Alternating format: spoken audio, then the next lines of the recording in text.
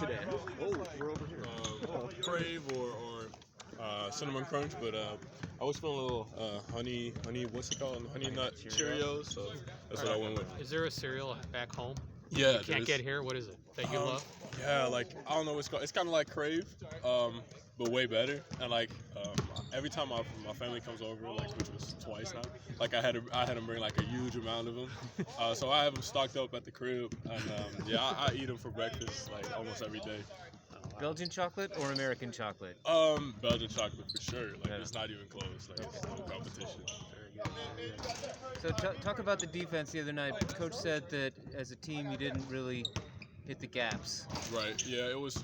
I think the overall performance Maryland was a little uncharacteristic of us. Like defensively, we weren't really assignment sound. Like as far as our gaps went, specifically, but also just like energy-wise, I think we were off. Which is, very much not like us. So yeah, that's that. I mean, there's just we can talk about the gaps, but if like overall effort and energy are not where they usually are at, like it's hard to win a game that way. What do you think led to the energy maybe not being where it normally is before a game? Well, that's a great question. Like, I think it was overall just it's a long season and like all days can happen. And I think that was what it was. Like obviously stepping up for Kofi. Like Kofi is a huge, anchor on that. Like not only on the court but also just like as far as the energy levels go. So I think it was playing without Kofi obviously is huge different. Like he's the best player in college basketball arguably, but more than just a great basketball player, he's a great teammate and brings a lot of energy. So I think that kind of, that definitely played a role. But yeah, in general, that's just something we all have to take ownership in. Like everybody is responsible for making sure that we're all in the right state of mind and we all bring the energy, bring the juice when we need it when it's game time. When you're playing without, say, Kofi, is it more like beyond next minute, maybe like everybody up, everyone sort of has to elevate their game? Definitely. Like we all have to like rally around like one guy being out. Like, it's just how it goes, because we're only as strong as our weakest link, and it's not that one guy goes out, next man up, he's got to give an amazing performance. Everybody got to like chip in and like do just a little extra, like just play a little bit harder to make sure we get that win and step up.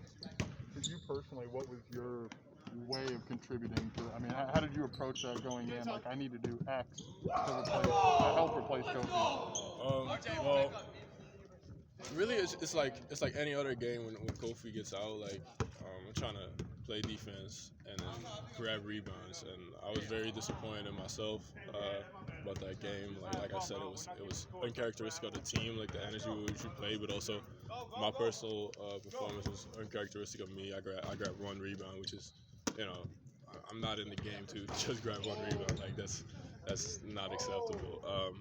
But yeah, when Kofi's not there, I try to play my game, play hard, like bring that energy.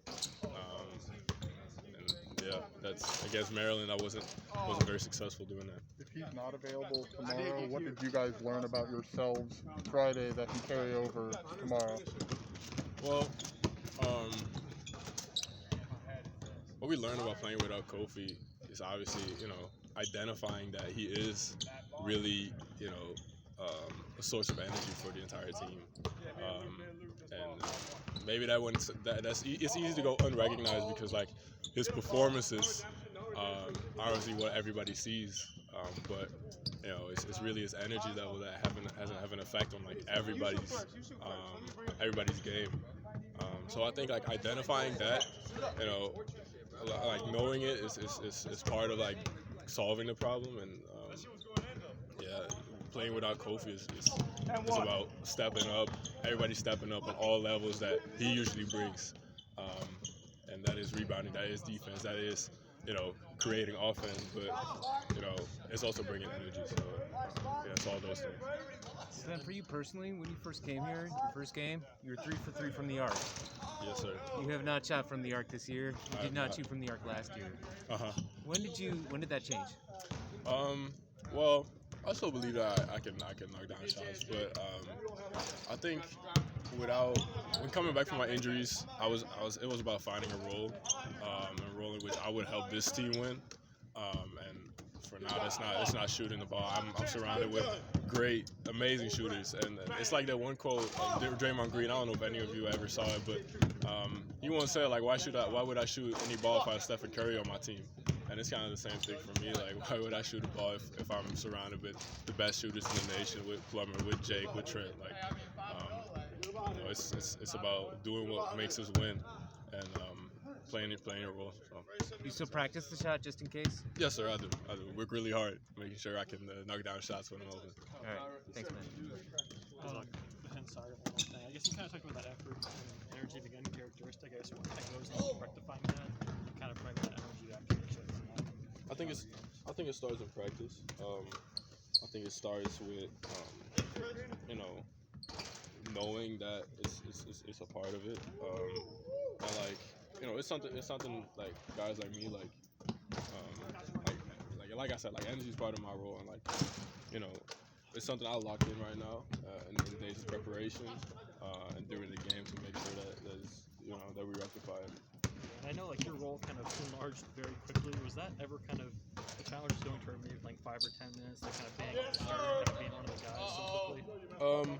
Yeah, well, it's hardest when I was more on the bench, I guess. I wanted to be a part of it. Now I am a part of it, and looking to get a win. Like I wanna be a part of it. I've got more minutes, but now it's time to win and actually step up that way. But yeah, it's amazing just being part of this team, and obviously it comes with challenges, but I'm really doing what I love right now, and I'm really just grateful to be in a spot where I can help on my team, which I did before too. But now it's like actually being on the court, and I guess it's a little different. Do you prepare as if you're starting until knowing otherwise in terms of Kofi coming back or not? Yes. Yeah. Anything change in that sense of trying to just mentality of how you prepare for a game and just not knowing if he's gonna be back? Not really. Just like I said, in previous talking to the media, it's always about staying ready and being ready. So there's not much that's changed in preparation. As locked in I was before. So yeah, there's not that much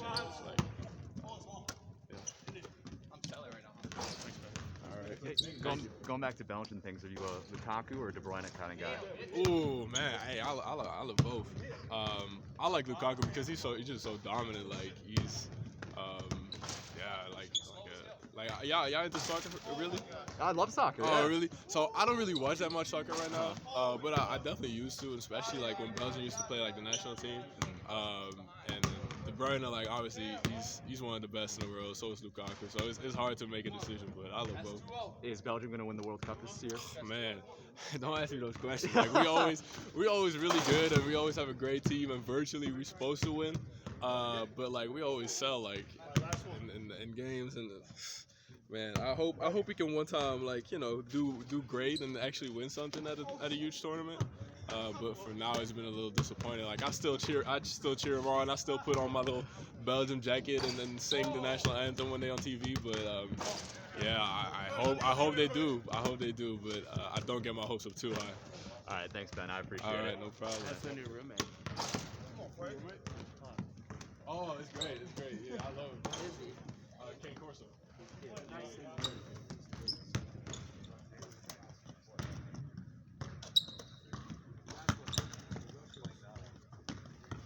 Ah.